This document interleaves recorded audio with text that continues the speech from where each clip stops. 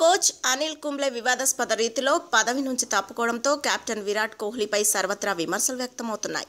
టీమిండియాలో super star culture నడుస్తోందని coach విషయంలో విరాట్కు veto అధికారం ఇచ్చారని ఆరోపణలు ఎక్కువయ్యాయి. జట్టును తీర్చిదిద్దాల్సిన గురుతర బాధ్యత ఉన్న భారత గురువు పాత్ర కెప్టెన్ స్టార్ ఆటగాళ్ల చేతిలో కీలుబొమ్మ అయిపోయిందని దుమ్మెత్తిపోస్తున్నారు. పదవిలో ఉండాలంటే వారికి గులాం అనాల్సిందే అనే విషయం కుంబ్లే నిష్క్రమణతో రుజువైందని మాజీలు తీవ్రస్థాయిలో ఆగ్రహం వ్యక్తం చేస్తున్నారు. భారత దిగ్గజం అనిల్ను సాగనంపిన కోహ్లీకి కళ్లం వేయాల్సిందేనంటున్నారు.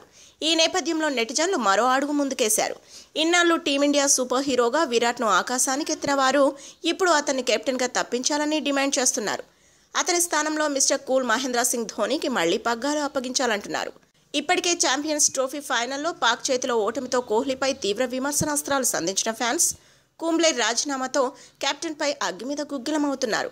మోస్ట్ సక్సెస్ఫుల్ కెప్టెన్ అయిన ధోనీ పగ్గాలు అందుకుంటేనే భారత జట్టు వాతావరణం చల్లబడుతుందని అంటున్నారు.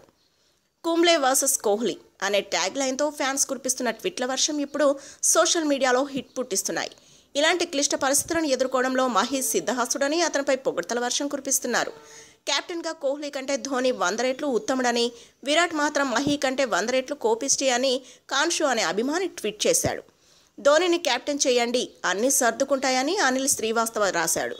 కోహ్లీపై బీసీసీఐ తగిన చర్యలు తీసుకోవాలి. సారథిగా అతనిలో పరిపక్వత లేదు. ధోనీని కెప్టెన్ చేయండి అని అమిత్ రావెల్ ట్వీట్ చేశాడు. టీమిండియాకి ధోనీని కెప్టెన్ చేయాల్సిందే, ఎందుకంటే అతను దిగ్గజం. అతను విరాట్లా వ్యవహరించడని హరీష్ అనే అభిమాని పేర్కొన్నాడు. ఇక కోహ్లీ తలతిక్క కెప్టెన్. అతన్ని రాజీనామా చేయాలని ఒత్తిడి చేయాల్సిన అవసరం లేకుండానే ధోనీని మళ్లీ సారథి చేయాలని విపుల్ శర్మ డిమాండ్ చేశారు. కుంబ్లే బదులుగా కోహ్లీనే కెప్టెన్గా దిగిపోవాలని బీసీసీఐ అడగాల్సిందే.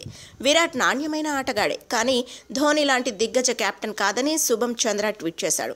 ఇక పనిలో పనిగా సెహ్వాగ్ను కొత్త కోచ్గా నియమించి మహీని కెప్టెన్గా ప్రకటించారని కౌశిక్ అనే అభిమాని పేర్కొన్నాడు. కాగా 2014లోనే టెస్టులకు వీడ్కోలు పలికిన ధోనీ ఈ ఏడాది జనవరిలో వన్డే సారథ్యం నుంచి తప్పుకున్నాడు. మహీ కెప్టెన్సీలో భారత్ 3 ఐసీసీ ట్రోఫీలు సాధించింది. If you like the video, please like us and subscribe Tollywood Nagar.